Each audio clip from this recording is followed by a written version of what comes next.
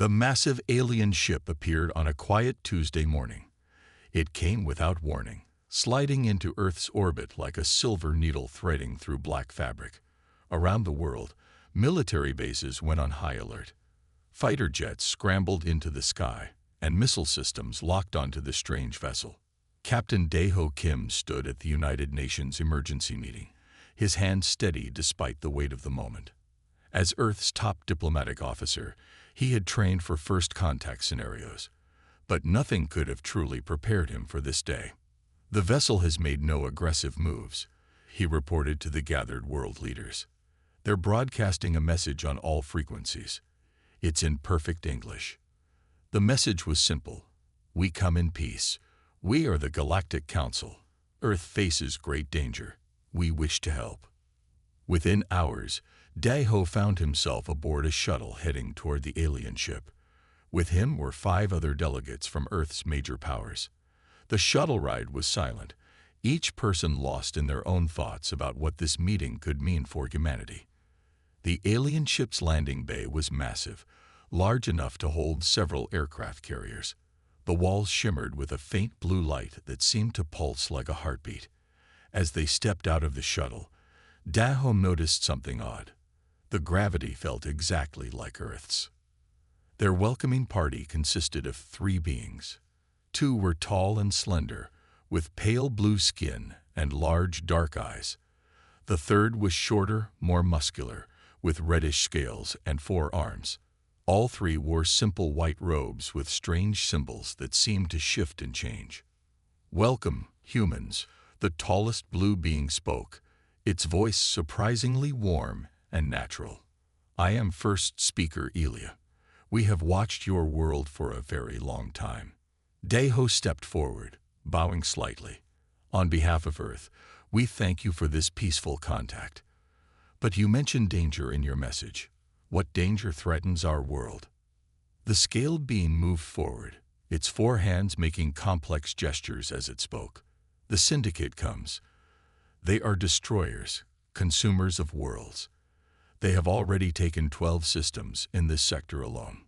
The humans exchanged worried glances. Dae-ho kept his voice calm as he asked, "Why help us? Why now?" First Speaker Elia's expression changed slightly, showing what might have been concern. "Because your world is unique. Your people are unique. In all our travels, we have never encountered beings quite like humans." The second blue being stepped forward, activating a holographic display. The image showed a map of the galaxy, with a red mass spreading like a disease across one sector. "The Syndicate will reach your solar system in less than 1 Earth year. We offer our technology, our knowledge, and our alliance." "And what do you want in return?" Dae-ho asked, his diplomatic training kicking in. "Survival," Elia answered simply. "The Syndicate must be stopped. We believe humans might be the key." As they continued talking, Dae-ho noticed small details that seemed odd. The aliens were too careful in their movements around the humans, almost nervous. When one of the delegates accidentally dropped a datapad, the aliens flinched noticeably. Later, as they prepared to return to Earth, Dae-ho received a private message from First Speaker Elia. "Your people don't realize how special you are. You evolved on what we call a death world, a planet that should be too hostile for intelligent life. You are stronger than you know. The Syndicate has never faced anything like humans before." As the shuttle descended back to Earth, Dae-ho looked at the reports he needed to prepare. How could he explain to Earth's leaders that aliens had been watching them for centuries? How could he convey that humanity's greatest challenge and opportunity had arrived at the same time? He looked out the window at the beautiful blue planet below. Whatever was coming, Earth would face it together. And somehow, he had a feeling that the Galactic Council was more afraid of humans than they were letting on. The real question was, Admiral Jae-yun Park stood in the United Defense Force Command Center, watching the holographic display the aliens had given them. Around her, military leaders from different nations whispered among themselves. The image showed the Syndicate's path of destruction across the galaxy, marked in angry red lines. "They've destroyed 12 solar systems," she asked, her voice cutting through the murmurs. The alien representative, a tall green being named Mira, nodded slowly. "Yes, the Syndicate leaves nothing alive. They strip planets of resources and move on. Your solar system is next in their path." Jai-Yun studied the alien carefully. Something didn't add up. "Why didn't you warn us sooner? We could have had more time to prepare." Mira shifted uncomfortably. "We had our reasons. There is something you need to understand about your world, Admiral." The hologram changed, showing Earth alongside other inhabited planets. Earth glowed red, while the others were blue or green. "Your planet is what we call a death world," Mira explained. "The gravity is crushing by our standards. The oxygen levels are toxic to most species. Your weather patterns would kill most life forms. And yet, humans not only survived but thrived." The room fell silent. Jai-Yun felt her pulse quicken as she began to understand. "Show us the physical comparison," she ordered. Mira hesitated before changing the display. Now they saw a human figure alongside various alien species. The differences were striking. Humans were more densely muscled, with thicker bones and more efficient oxygen processing. An average human child could accidentally kill most alien adults. Mira admitted, "Your bodies evolved to survive conditions that would break most species. You are living tanks by our standards." One of the generals laughed. "Are you saying you're afraid of us?" "Yes," Mira answered simply. "We are terrified. But we are more afraid of the Syndicate. They are the only species as physically powerful as humans, but they lack your restraint, your creativity, your ability to work together." Jai-Yun walked closer to the hologram. "There's something you're not telling us. Why now? Why tell us all this?" Mira's skin changed color slightly, showing what might have been embarrassment. "Because we need warriors. The Council's forces are advanced, but our bodies are weak. We have not faced real conflict in thousands of years. The Syndicate knows this. And you think humans can fight them?" Jai-Yun asked. "We know you can. We've seen your war movies, your combat sports. What you consider entertainment would be deadly combat for most species. Your soldiers train harder than our best warriors ever could." Jai-Yun turned to face the room. "If what they're saying is true, we have less than a year to prepare for an enemy that has destroyed 12 civilizations. But we also have advantages they don't expect." She looked back at Mira. "You said humans are tanks. Show us your weapons. Let's see what tanks can do with advanced technology." Mira's color shifted again, this time to a pale shade that might have been fear. "There are restrictions on sharing military technology." "Not anymore," Jai-Yun cut in. "If you want our help, we need everything. No restrictions, no holding back. The Syndicate won't." The alien seemed to struggle with the decision before finally nodding. "Very well. But remember this warning, Admiral. The galaxy has never seen anything like humans with advanced weapons. Even we don't know what you might be capable of." As the other leaders began discussing strategy, Jai-Yun stayed behind, studying the hologram of Earth. Their beautiful, deadly home world. The planet that had forged humanity into something that scared even their new allies. She smiled slightly. The Syndicate thought they were invading another easy target. Instead, they were about to meet the species that had mastered living on a death world.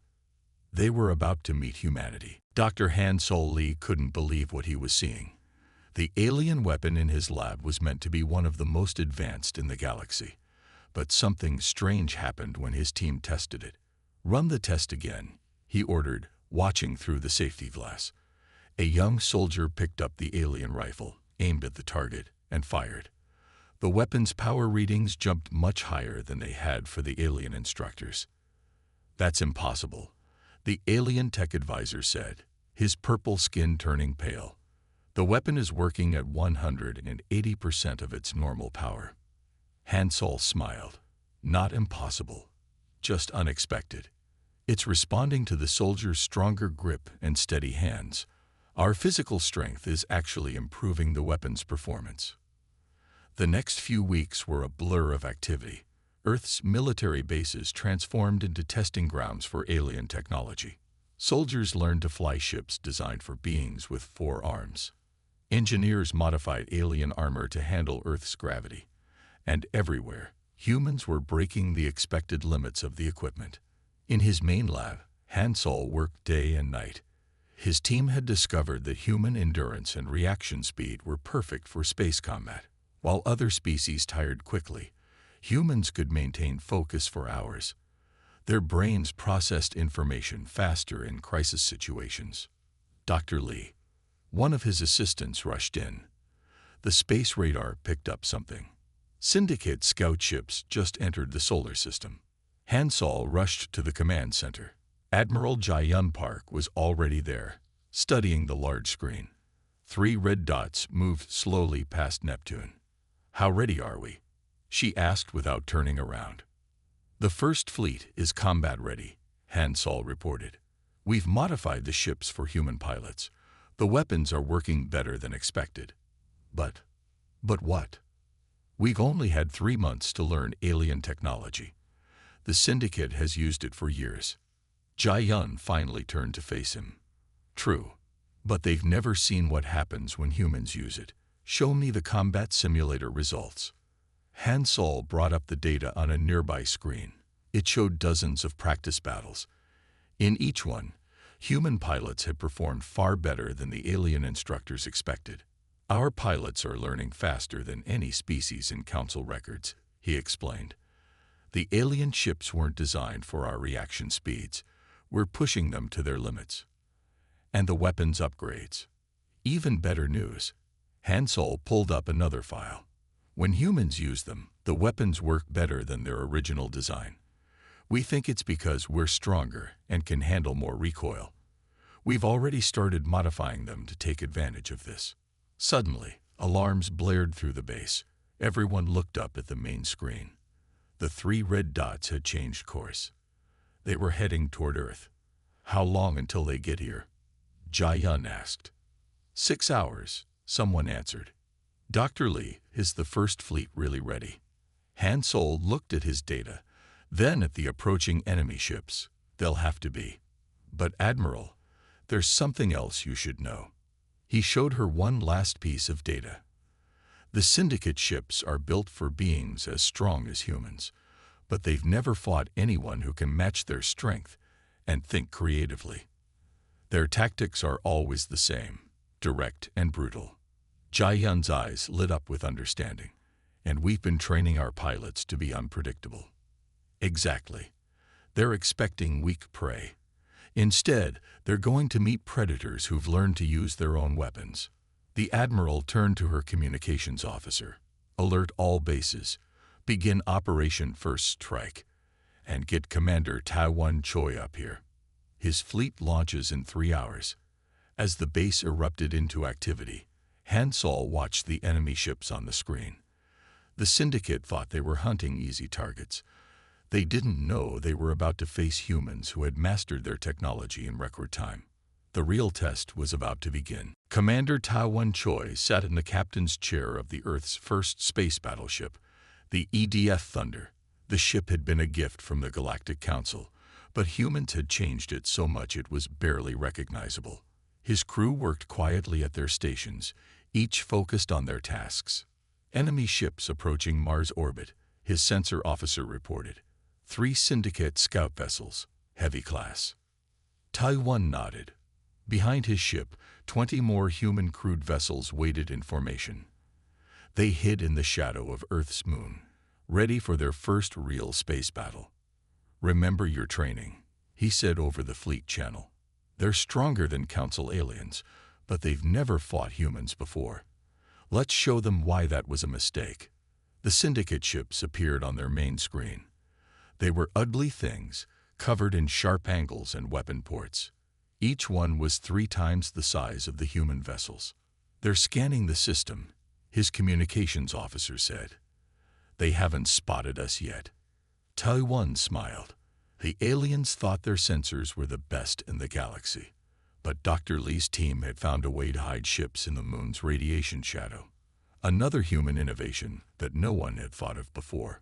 All ships, prepare for attack pattern beta, he ordered.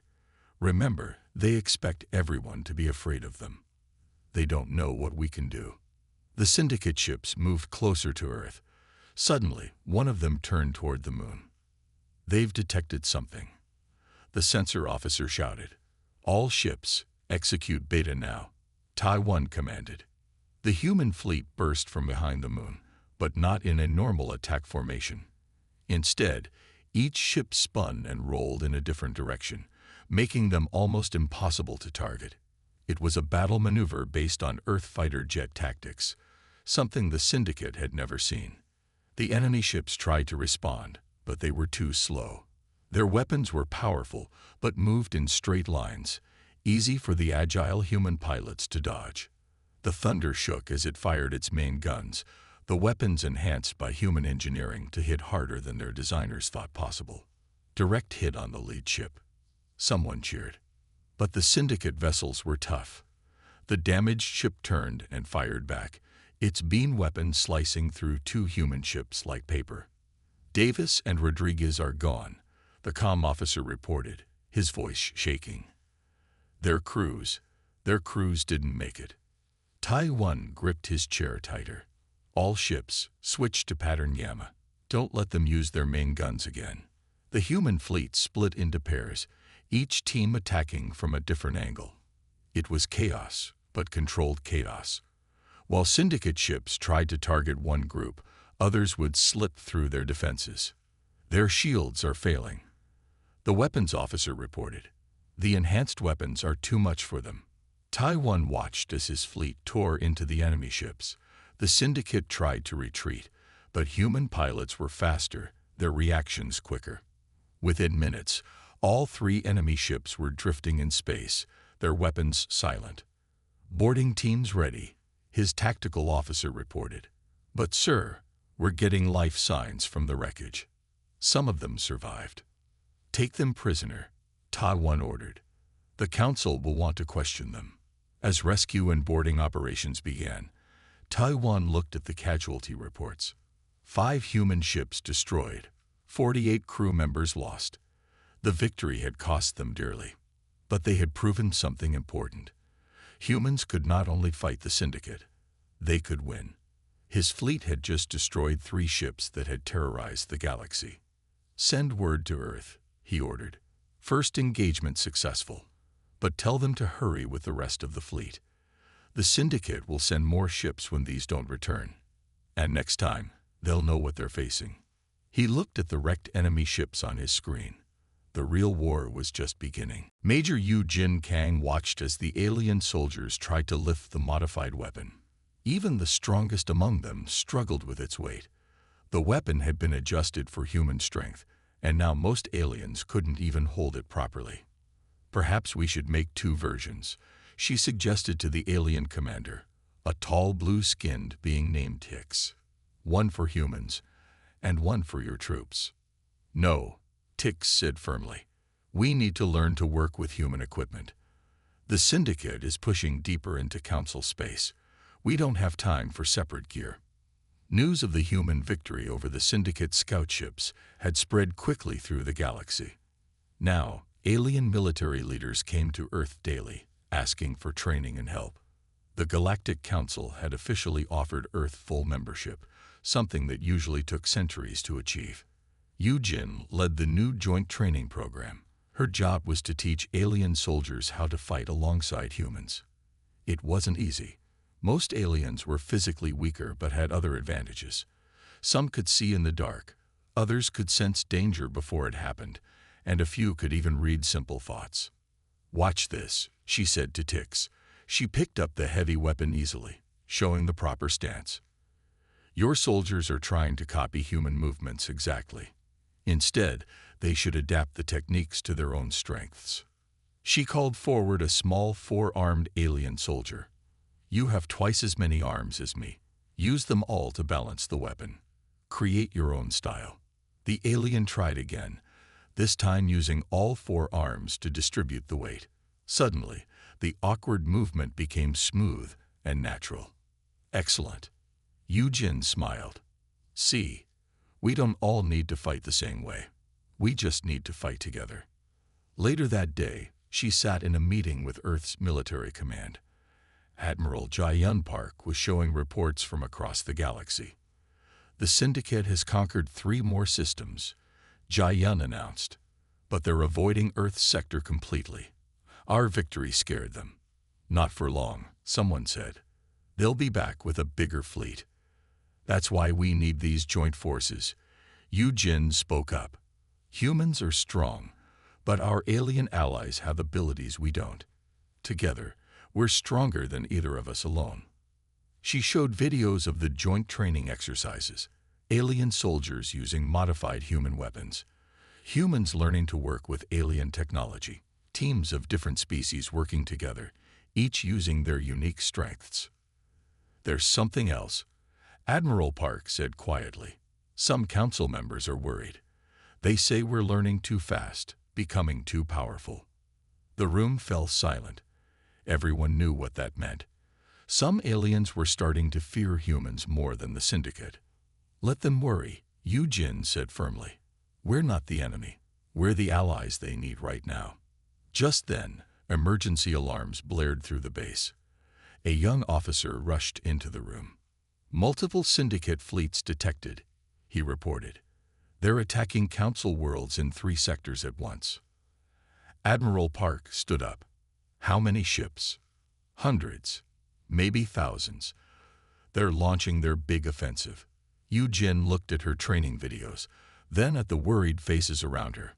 Send our joint forces, she said. All of them. Show the galaxy what humans and aliens can do together. Are they ready? Someone asked. They have to be. The Syndicate thinks they're fighting the weak Council forces they know. Instead, they're about to face something new, human strength combined with alien skills. As the base erupted into activity, Yujin watched her alien trainees rushing to their ships. They moved differently now, more confident. They had learned to fight like humans while keeping their own special abilities. The Syndicate was about to learn that humanity hadn't just joined the galactic community. They had changed it forever. Colonel Min-ji Ryu stood at the command center of Earth's largest space station. Red warning lights flashed on the giant screen in front of her, showing Syndicate ships attacking dozens of worlds at once. They're hitting everything, her aide reported. Council worlds, trading posts, even civilian colonies. Thousands of ships. Min-ji studied the battle map carefully. After months of fighting alongside aliens, she had learned to see patterns that others missed. The Syndicate attacks looked random, but they weren't. Look here, she pointed to several spots on the map. They're not just attacking. They're hurting people, forcing them to run in specific directions. Admiral Park's face appeared on a side screen. What do you mean, Colonel? The Syndicate isn't trying to destroy these worlds. They're creating refugees. Millions of scared aliens running away. She paused as she realized the truth, running straight toward Earth. The room fell silent as everyone understood. The Syndicate was trying to overwhelm Earth with refugees, making it harder to fight back. They think we'll be too busy helping refugees to defend ourselves, Min-ji said, but they don't understand humans very well. Get me the Joint Fleet commanders. Soon, the screen showed human and alien fleet leaders from across the galaxy. Min-ji outlined her plan quickly. The Syndicate expects us to either help the refugees or fight their ships. We're going to do both, but not the way they expect. She showed them a new battle formation she had created. It was based on old Earth naval tactics but modified for space warfare. Each joint fleet will have human ships in front, alien ships behind. Humans will engage the enemy while alien ships use their better sensors and healing technology to rescue civilians. We'll turn their plan against them. That's risky, someone said, putting all the human ships in front. Yes, Min-ji agreed, but human ships are stronger and our crews can handle more damage. We'll protect our allies while they save lives. That's what humans do. The plan went into action immediately. Across the galaxy, Human-led fleets moved to protect refugee ships. The Syndicate found their trap turning into a disaster. When they attacked refugee convoys, they met human warships fighting at full strength. When they tried to overwhelm human ships, alien vessels would swoop in with advanced healing technology, keeping the human crews fighting. Minji watched from the command center as her strategy worked. The Syndicate lost ship after ship, unable to adapt to the combined human-alien tactics. "Colonel," her aide called out, "the Syndicate fleet near Alpha Centauri is retreating." More reports came in. Syndicate ships were pulling back across the galaxy, their grand offensive crumbling. They had expected to face panicked aliens trying to protect refugees. Instead, they had found humans and aliens working together in ways they never imagined. "Send word to all fleets," Minji ordered. "Push them back. Don't let them regroup. And make sure every refugee ship reaches safety." Admiral Park's image appeared again. "The Council is calling, Colonel. They want to know how humans thought of this strategy." Minji smiled. "Tell them it's from Earth's history. Humans learned long ago that helping others and fighting back aren't separate things. They're the same thing." She looked at the battle map again. The red dots showing Syndicate ships were retreating everywhere. But she knew this wasn't the end. "The Syndicate just learned something important," she told the Admiral. "They learned that humans don't just fight well. We fight for others. And that makes us more dangerous than they ever imagined." As refugee ships reached safety across the galaxy, Minji began planning the next phase. The Syndicate had tried to use innocent lives against humanity. Instead, they had given humans a reason to fight even harder.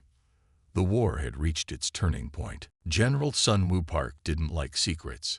As Earth's military leader, he had learned that secrets usually meant trouble. Now, as he read the decoded messages on his screen, he felt his anger rising. The messages had come from a damaged Syndicate ship. Earth's code breakers had finally cracked their language. What they found changed everything. "Get me Admiral Park and the other commanders," he ordered. "They need to see this now." Minutes later, Earth's military leaders gathered in the secure command room. Sunwoo put the translated messages on the main screen. "These are Syndicate communications from before they attacked Earth," he explained. "Look at the dates. Look at who they were talking to." Admiral Jae-yun Park read the screen, her face growing pale. "These are messages between the Syndicate and the Galactic Council." "Yes," Sunwoo said grimly. "The Council knew the Syndicate was coming. In fact, they helped plan it." The room erupted in angry shouts. Sunwoo waited for quiet before continuing. "The Council has been fighting the Syndicate for years. They were losing badly. Then they found Earth during their surveys. They saw what humans could do, how strong we were, and they made a plan." He showed more messages. "They decided to leave the Syndicate to Earth. They thought humans and the Syndicate would destroy each other. The Council would then defeat whoever was left, solving both their problems at once." "They used us as bait?" Colonel Minji asked, her voice sharp with anger. "They tried to," Sunwoo corrected, "but something went wrong with their plan. We were too successful. Instead of being destroyed, humans united the galaxy against the Syndicate. We turned their trap into our victory." Just then, a young officer rushed into the room. "Sir, the Council representatives are requesting an emergency meeting. They say it's about planning the final offensive against the Syndicate." Sunwoo looked at the other leaders. They all nodded in agreement. "Tell them we'll meet in 1 hour," he said, "and send these decoded messages to every human ship and base in the galaxy. Our people deserve to know the truth." An hour later, Sunwoo faced the Council representatives in the main conference room. The aliens looked nervous, which was unusual for them. "We know what you did," Sunwoo said simply. "We found the messages. We know you tried to sacrifice Earth to solve your Syndicate problem." The Council members looked at each other in shock. The lead representative, a tall green being, tried to speak. We had no choice. The Syndicate was too strong." "You had a choice," Sun Wu cut in. You could have asked for our help honestly. Instead, you tried to get us killed. He walked around the table slowly. But your plan failed. Humans didn't die. We didn't lose to the Syndicate. Instead, we showed the galaxy a better way to fight. A way to work together. What? What are you going to do? One of the council members asked. Sun Wu smiled, but it wasn't a friendly smile. We're going to keep fighting the Syndicate. We're going to protect the innocent worlds they're attacking. But from now on, we're doing it our way, not yours. He pressed a button, showing a new map of the galaxy. Earth is taking command of all joint military forces. Any world that wants our protection can have it. But the Council's days of secret plans are over. As the Council members left the room in defeat, Admiral Park approached Sun Wu. They'll try something else, she warned. They're too afraid of human power to just accept this. Let them try, Sun Wu replied. They wanted to use humanity's strength for their plans. Instead, they taught us how strong we really are. And now, the whole galaxy knows it too. He looked at the map again, where human ships protected dozens of worlds. The Council's betrayal had failed. Instead of destroying humanity, they had helped create something new, a force for justice in the galaxy. Admiral Jiayun Park watched as more ships arrived at Earth. These weren't Council vessels or Syndicate attackers. They were ships from other alien worlds, coming to join humanity's cause. Another fleet from the Meridian worlds, Lieutenant Hai Jin Bei reported. They say they're tired of Council lies. They want to fight with us instead. Jiayun nodded. After the truth about the Council's betrayal spread, many alien worlds had turned against them. They saw how humans fought to protect others, not just themselves. It was something they had never seen before. How many worlds have joined us now? She asked. Hai Jin checked her datapad. 37 so far. And more are coming. The Council is losing control of the galaxy. The lieutenant paused, then added, I found something else in the Council's secret files, something they've been hiding for centuries. She showed Jiayun a series of reports. They revealed how the Council had kept alien worlds weak and divided. They prevented species from working together. They stopped anyone from becoming too strong. They didn't just betray Earth, Hai Jin explained. They've been betraying everyone, keeping the galaxy divided so they could stay in power. Jiayun's face hardened. Show this to every world that joins us. They need to know the truth. Just then, alerts flashed across their screens. Council warships had appeared near several human bases. They're trying to scare us, Jiayun said. Show everyone our new fleet formation. The space around Earth changed as ships moved into position. Human vessels formed the core of each battle group. Around them, ships from different alien worlds took their places. Each species had its own strengths, and now they work together instead of staying apart. The Council fleet is requesting contact, Hai Jin reported. The main screen lit up, showing a group of angry Council leaders. This rebellion must stop, their leader demanded. Return to Council authority or face the consequences. Jiayun smiled. Look around you.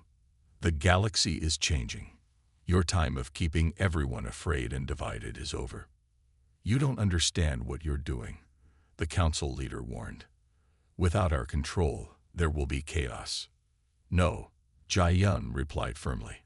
Without your control, there will be freedom. Freedom for species to work together, to become stronger, to help each other. She pressed a button, showing the Council leader the combined fleet.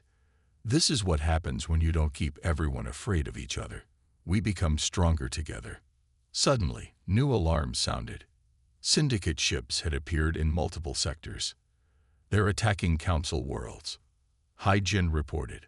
The Council's own homeworlds. The Council leader's face showed real fear now. Their secret police and political games couldn't stop the Syndicate's warships. Help us, they begged. You're the only one strong enough. Jiayun looked at them coldly. We will help defend innocent lives. But not for you. Not for your power. We'll do it because it's right. She turned to Hai-Jin. Send the combined fleet. Show everyone what we can do when we work together. As ships launched into space, Jai-Yun sent one last message to the Council. Your empire of fear is over. We're building something better. Something stronger. A galaxy where species help each other instead of fighting each other. The Council's image vanished from the screen. They had no more threats to make, no more lies to tell. Their power was broken. Hai-Jin watched the fleet departing. What do we call this new alliance? She asked. The Independent Defense Coalition, Jai-Yun answered. Because we stand together by choice, not fear. As human and alien ships jumped into hyperspace together, Jai-Yun felt proud. The Council had tried to use humanity as a weapon. Instead, humans had become teachers, showing the galaxy a better way to live. The rebellion wasn't just about breaking the Council's power. It was about building something new. Something that had never existed before in the galaxy's long history. The massive Syndicate fleet filled the view screens of the Independent Defense Coalition Command Center. 5,000 ships, the largest attack force ever seen in the galaxy. They had come to crush the new alliance once and for all. Captain Daeho Kim, who had first met the aliens so many months ago, stood beside Admiral Jai-Yun Park as they watched the enemy approach. They brought everything they have, Daeho said quietly. Their entire fleet. Jai-Yun nodded. Good. That means this ends today, one way or another. Around them, human and alien officers worked together smoothly.